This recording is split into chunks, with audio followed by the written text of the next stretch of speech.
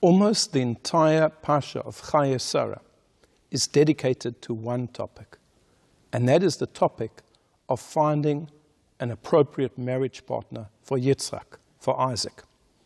Avraham calls in his trusted servant, makes him take an oath to go to the place where Avraham came from, and there to find a young lady who will be an appropriate wife for his son Yitzhak, to continue the Jewish people and to start the Jewish people going.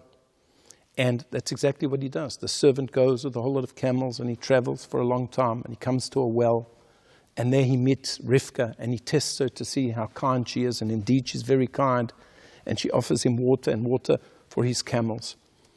And he finds out that she is in fact a relative of Abraham, and he goes to discuss the matter with her family, and they agree, and he takes her back to Yitzhak, and Yitzhak and Rivka are married. And as we see in next week's Parsha, they have two sons, Yaakov and Esav, and from Yaakov, Jacob, come the 12 tribes, and Bnei Yisrael, the children of Israel.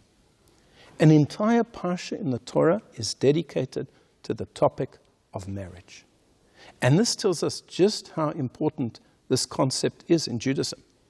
We know, of course, that the very first mitzvah mentioned in the Torah is pruruvu, to procreate, to have children. As the Sefer HaChinuch says, quite simply, well, the point of the Torah is that the mitzvot are fulfilled, that the Torah is learned. If there aren't Jews, then who's going to do that? We have to have children. And in order to have children, we have to have married. The children must be raised in a home where the parents are ideally married. And unfortunately, the whole institution of marriage is under attack today. There are people who are just not bothering to get married. They don't think it's important. Either they live together or they just remain single their whole lives. And if they do get married, they get married later. And often that happens when people get married later, the biological clock of the wife is ticking.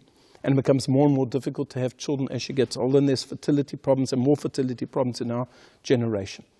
But we see that the attitude of the Torah and the sages was always that marriage has to be given priority.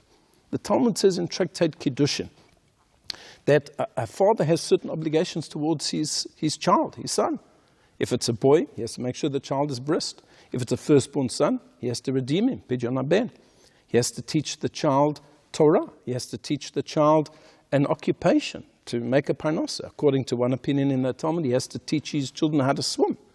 But he has to find his son a wife, or he has to find his daughter a husband. Jewish parents were always involved in this. And children understood that this is something that their parents would be involved in. Parents today, they stand back. They don't want to get involved. They don't want to upset their children. But at the very least, they should encourage them. Get married. Raise a family. We have to continue the Jewish people. We're a small nation. Marriage, always in the view of the sages and the Torah, marriage is not just about your happiness and what's important to you. Of course, you have to be happy with your spouse. You have to be happy in your marriage. But it's actually a much bigger thing. It's you are part of a nation. You are part of a community. And it's your responsibility to your community and to your nation to marry, to have children, and to continue the Jewish people. And that's why we have this entire Parsha in the Torah dedicated to this topic. That Avraham went out of his way to find the right and appropriate wife for Yitzhak, so that the Jewish people would continue. I wish you all a Shabbat Shalom.